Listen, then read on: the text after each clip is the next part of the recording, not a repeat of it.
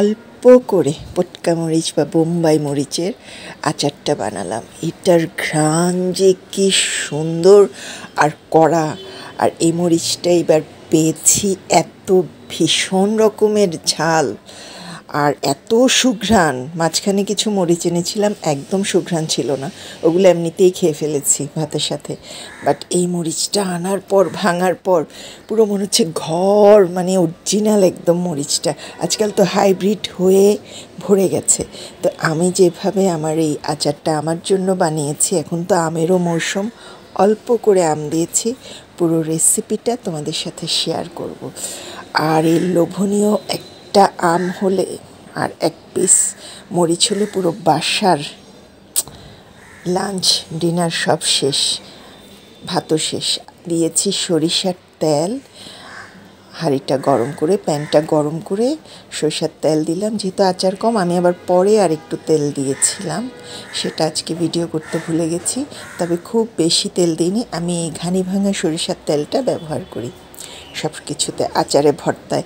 যারা আমার রেসিপি দেখো, আমার রান্নায়ও আমার ভীষণ ফেভারিট। একটু রাঁধুনি দিয়েছি আর একটু জিরা দিয়েছি সামান্য করে, মিষ্টি জিরা আর রাঁধুনিটা যে কোনো বাজিমাল মশলার দোকান, যেটা মানে সব ধরনের মশলা গোটা পাওয়া যায়, ওখানে পাওয়া যায়। গোটা একটা তেজপাতা কেটে দিয়েছি, দুটো লং দিয়েছি, এক টুকরা দারচিনি দিয়েছি। তো এই সবগুলো তেলের মধ্যে একটু ভেজে নেব, মানে একটু ফ্লেভারটা আসার জন্য। এটা হচ্ছে গোটা সরিষা, লালটা আর কালোটা দুটো মিক্স করে দিয়েছি, দিলাম কালো জিরা। তো এই আচারটুকুন হয়েছে সব মিলিয়ে শেষে 400 গ্রামের মতো হয়েছে, পুরো হাফ কেজি হয়নি। তো সেই জন্য এখানে দিয়েছি 4-5টা রসুনের কুচি, একটু মোটা মোটা করে কুচিয়ে দিয়ে দিয়েছি। এগুলো গলে যায়, আচারটা যখন মজে যায় তখন একদম গলে যায়।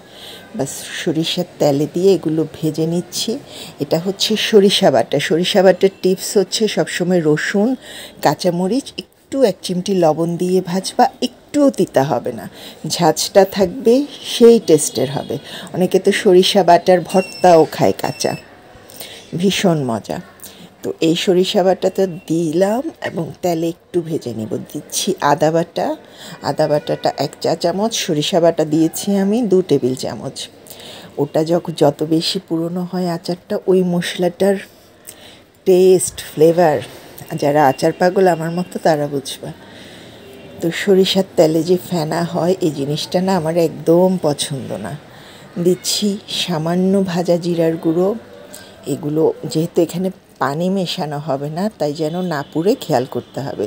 দিলাম সামান্য ধনিয়ার গুঁড়ো। ওই যে বললাম আমার আচার আধা কেজিরও কম, যদিও পরিমাণ আধা কেজির মতো ছিল, বাট কমে আধা কেজির কম হয়ে গেছে বানানোর পরে। তো এই সব কিছুর সাথে মিলিয়ে দিতে হবে লাল মরিচের গুঁড়ো। এই মরিচের গুঁড়োটা ঝালও আছে, মিষ্টিও আছে, দুটো মিক্স মরিচের গুঁড়ো। আর যদিও এটা মরিচের আচার, মাশাল্লাহ মরিচগুলো তো বললামই কি পরিমাণ ধকের মরিচ, মানে সেরকম ঝাল মরিচ। আবার আমি এটাতে একটু আহ্লাদ করে কাঁচামরিচ বাটাও দিয়েছি 2 টেবিল চামচ, একদম বাটা কাঁচামরিচ, পানি ছাড়া। মানে গ্রিন যেই চিলিটা আছে, গ্রিন চিলির বাটাটা দিয়েছি। তো এই সব কিছু একটু ভালো করে কষিয়ে নিতে হবে। হলুদ দিব খুব সামান্য পরিমাণ, যেহেতু আমি ওই কাঁচা আম যেটা দিচ্ছি, আমটা হলুদ লবণ মাখিয়েছি, তো সেজন্য হলুদ যেন বেশি না হয়ে যায়, একটু কম দিচ্ছি লবণ দিয়েছি 1 টেবিল চামচ, কারণ আমের গায়ে লবণ আছে, আর এর চেয়ে বেশি লবণ লাগবে না এটুকুনের জন্য। আচার ভালো থাকে তেলের গুণে, আচার ভালো থাকে লবণের গুণে, আচার ভালো থাকে চিনির গুণে, এবং আচার ভালো থাকে সবচেয়ে মানে ফাইনাল যেটা কথা, সিরকার গুণে। আচারে সিরকা দিতে হয়, যদি ওটা লং টার্ম স্থায়ী করে রাখতে চান, সেই ক্ষেত্রে সিরকা মাস্ট। আর এখানে ছিল 1 পোয়া মরিচ, তার মধ্যে 2টো খাওয়া হয়ে গেছে, আর বাকিগুলো দিয়ে দিচ্ছি। আমি কাঁচা পাকা 2 রকমেরই নিয়েছি। কি সুন্দর মরিচগুলো, হাত দিয়েও ধরতে মানে ভয়, এত ঝাঁঝ। তারপর দিয়ে দিলাম সামান্য পরিমাণ চিনি, এখানে 4 টেবিল চামচের মতো চিনিটা টেস্ট বাড়াবে আর আচারটাকে একটু মেয়াদ দেবে, টেকসই করবে। এবং সব শেষে হচ্ছে সবচেয়ে দামি উপকরণ, আচারের বন্ধু সিরকা দিয়েছি হাফ কাপের একটু বেশি, চা কাপের হাফ কাপের একটু বেশি পরিমাণ করে। সিরকাটা যেহেতু পানি পানি মানে পানিটা ছড়িয়ে গেছে মনে হচ্ছে। তো এখন এই সব কিছু ভালো করে নেড়ে চেড়ে একদম তেলটা ওঠা পর্যন্ত প্রথমে একটু আঁচটা বাড়ানো থাকবে। চুলার আঁচ কিন্তু মিডিয়াম আঁচ ছিল, এরপরে আঁচটা সামান্য কমিয়ে দিয়েছি। এই মিডিয়াম টু লো আছে আমি প্রায় 20 মিনিটের মতো, প্রথম 10 মিনিট মিডিয়াম টু লো, এরপরে লো আছে 10 মিনিট রেখে একদম তেলটা তুলে তারপর আচারটা তুলে নেব।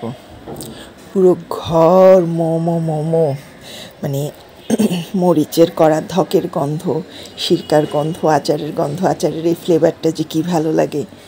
আমার বাচ্চাগুলো হচ্ছে টক খাওয়ায় না, এরা সব টকের পাগল, সেজন্য টক। মরিচেরও ছোটোটা হয়েছে ভীষণ মরিচের আচার, খালি মরিচের আচার খুঁজে, তার নাকি আমার মরিচের আচারটা ভালো লাগে।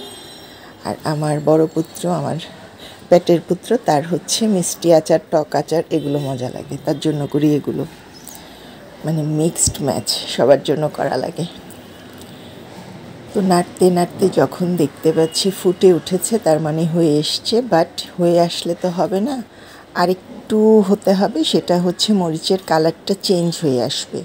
মরিচের কালারটা এখনও গ্রিন দেখা যাচ্ছে, এই গ্রিনিশ ভাবটা চলে যাবে, তখন বোঝা যাবে যে মরিচটা হয়ে এসছে। যারা ধৈর্য ধরে পুরো ভিডিওটা দেখবা তাদের জন্য অনেক ভালোবাসা। বলো তো, আমি একটা টিপস দিলাম যে আমি কি দিয়েছি মরিচের সাথে, আমি টকের জন্য কি ব্যবহার করেছি, এটা তোমাদের জন্য কুইজ থাকলো। বলতে পারলে উপহার আছে সবার জন্য, যারা যারা বলতে পারবা, তাহলে আমিও বুঝবো ভিডিওটা দেখলে কি না।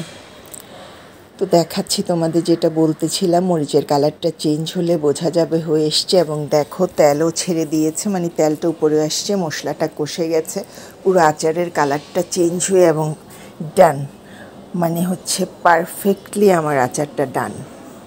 তো আমি এটা এখন নামিয়ে ফেলবো। দেখে নিশ্চয় বুঝছো যে হয়ে গেছে, কারণ মরিচের যে গ্রিনিশ ভাবটা ছিল সেটা গিয়ে মরিচের কালারটা ফেড হয়ে গেছে। তো নিচে যেন লেগে না যায়, যেহেতু হয়ে এসছে, আর সে মশলাটা যেন পুড়ে না যায়, সেজন্য একটু নাড়াচাড়া করতে হবে। তো আমার আচার ডান। এখন আমি এটা ঠান্ডা হতে দিলাম। ঠান্ডা হওয়ার পরে ভরে তোমাদেরকে দেখাচ্ছি যে কীরকম হলো, এবং এটা খাওয়ার জন্য রেডি, মানে এটা এখনই খেতে পারবা। মজাদার আচারটা এটা হচ্ছে ভীষণ, যারা ঝাল পছন্দ করো তাদের মাথা নষ্ট করা মজার একটা আচার। মানে তোমার রুচি বাড়াবে, সত্যি কথা যেটা রুচি বাড়াবে। ভাত কয়েক থাল খেয়ে নিবা। আর আচার যখন রাখবা সিরকা দিয়ে নিবা, যে কৌটায় রাখবা, খুব ভালো করে ধুইয়ে গরম পানি দিয়ে তারপর সুন্দর করে শুকিয়ে আচার রাখার সময় একটু সিরকা রাখবা। আচারে কখনোই ভেজা চামচ ঢোকাবা না, সবসময় শুকনা চামচ ঢোকাবা। উপরে 1 চিমটি লবণ দিয়ে রাখবা, আচার কখনোই নষ্ট হবে না। সিরকাটা যেটা বললাম দিবা ভালো করে, বাইরেই রাখতে পারবা যতদিন খাবে, একটুও নষ্ট। আমার আচার কখনোই আল্লাহর রহমতে নষ্ট হয় না, বাইরেই থাকে, কারণ আসলে বাচ্চাদের জন্য ঢুকানোর সুযোগ হয় না। ডান ডান ডান। কেমন লাগলো রেসিপিটা? আমি যেভাবে করি, আজকে নো কাট লম্বা একটা লং ভিডিও দিলাম, কোনো কিছুই বদলায়নি, কোনো কিছুই লুকাইনি, যেভাবে আমি আচার করি এবং মজারই আমি আচার আমি দেখিয়ে দিলাম। লাইক কমেন্ট করে সাথে থাকবা। আচারের আরও রেসিপি চাইলে কমেন্টে বলবা, আপু আরও রেসিপি চাই, চলবে। সাথে থেকো। আল্লাহ হাফেজ সবাইকে।